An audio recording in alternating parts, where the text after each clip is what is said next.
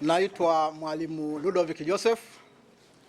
Napenda kufanya tafakari ndogo kama taarifa kwa umma juu ya tafakari ya muumini wa Kanisa Katoliki kuhusu mwenendo wa baadhi ya viongozi wa kanisa letu wa hivi karibuni.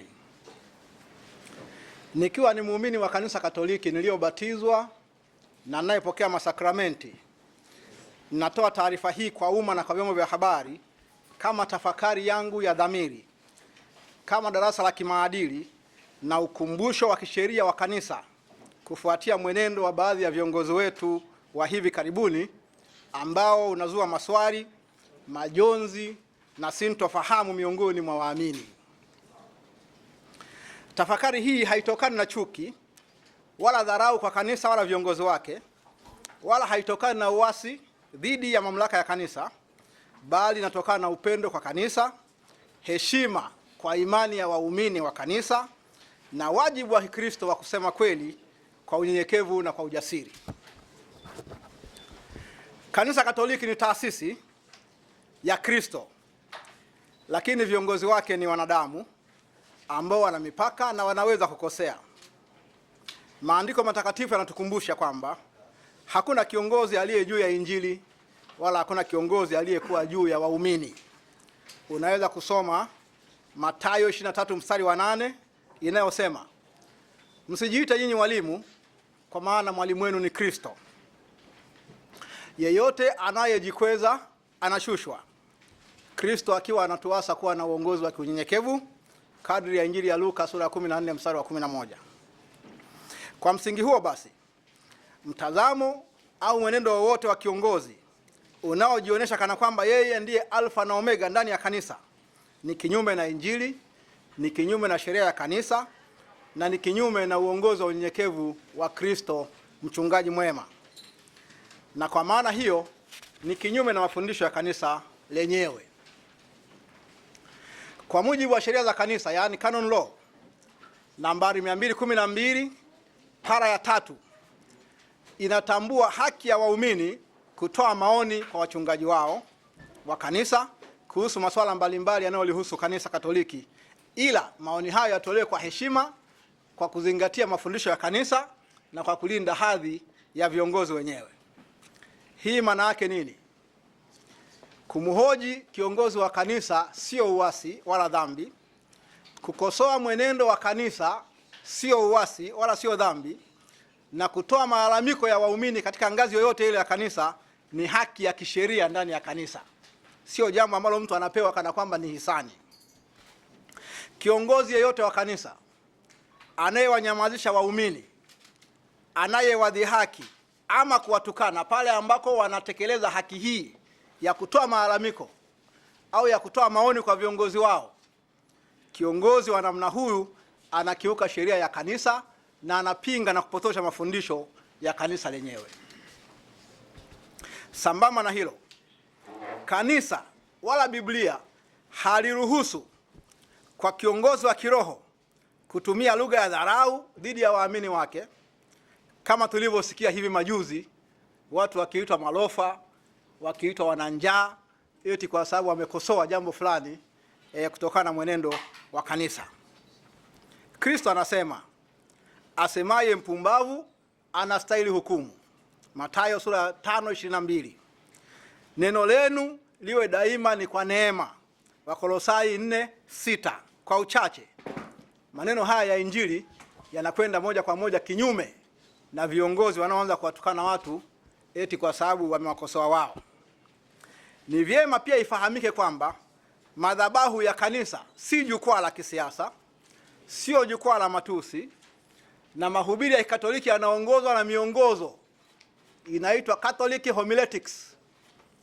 Mahubiri ya kanisa kwenye misa yanaitwa homilia, sio preaching, sio sermon, na imefanya hivyo makusudi kwa sababu padre ama askofu anapohubiri anahubiri in persona Christi, katika nafsi ya Kristo. Pale hatoi maoni yake wala hawezi karuhusu jaziba zake zimtawale. Kwa hiyo hili lilikuwa jambo la bahati mbaya ambalo waumini wote wa Katoliki wanapaswa kulikemea. Na kwa kuhitimisha kifungu kidogo, kiongozi wa namna hiyo anakuwa amejitenga yeye mwenyewe na kweli za Injili aliyowapa kuihubiri.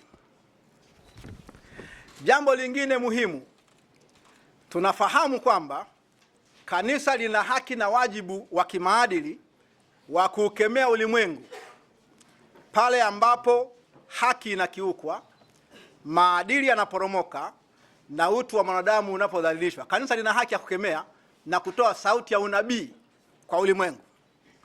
Hata hivyo, msingi wa sauti ya kanisa kwa ulimwengu ni uwezo wake lenyewe wa kujitafakari na kujikosoa lenyewe kwa ndani, kama ambavyo Yesu Kristo ametuasa kwenye Injili ya Mathayo sura ya 7 mstari ule wa 2 hadi wa 5. Nitanukuu: kwa nini wakitazama kibanzi kilicho katika jicho la ndugu yako, lakini hutazami boriti lililo ndani ya jicho lako? Au wawezaje kumwambia ndugu yako, niache nikitoe kibanzi kwenye jicho lako, wakati haukitoi boriti ambayo iko ndani ya jicho lako? Yesu anasema, mnafiki wewe, ondoa kwanza boriti katika jicho lako mwenyewe, ndipo utaona vema kumwondolea ndugu yako kibanzi katika jicho la ndugu yako. Kwa mantiki hii, kanisa linaposhindwa kujitathmini lenyewe, linaposhindwa kukemea makosa ya viongozi wake lenyewe, linaposhindwa kurekebisha mienendo isiyo na Injili, linapoteza nguvu ya kimaadili ya kuukosoa ulimwengu. Na kwa maana hiyo, kanisa likijikosoa lenyewe ndipo linapata uhalali sasa wa kukosoa ulimwengu kama Kristo aliyelianzisha alivyosema. Vile vile, kama mnavyofahamu, serikali ulimwenguni hulalamikiwa kwa mambo ya uwajibikaji, lakini vile vile kanisa nalo hulalamikiwa kwa mambo hayo hayo ya uwajibikaji.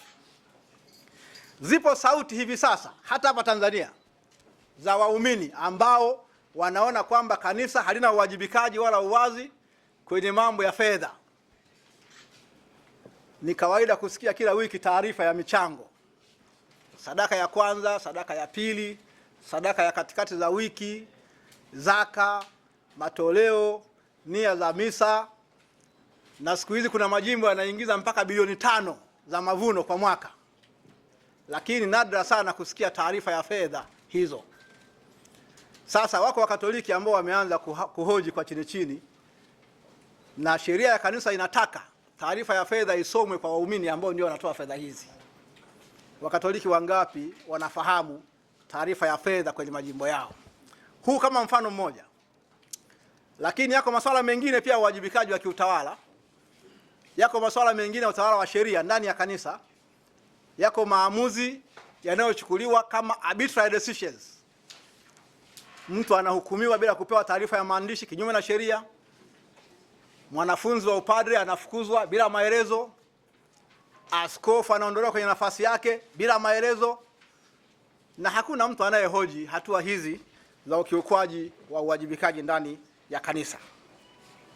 Kwa maana hiyo basi, malalamiko haya iwe ni signal ya viongozi wetu wa kanisa kujitazama kwa ndani. Na yote haya yanaendana na sheria ya kanisa, yani canon law, na inaagizwa vile vile na katekisimu ya kanisa.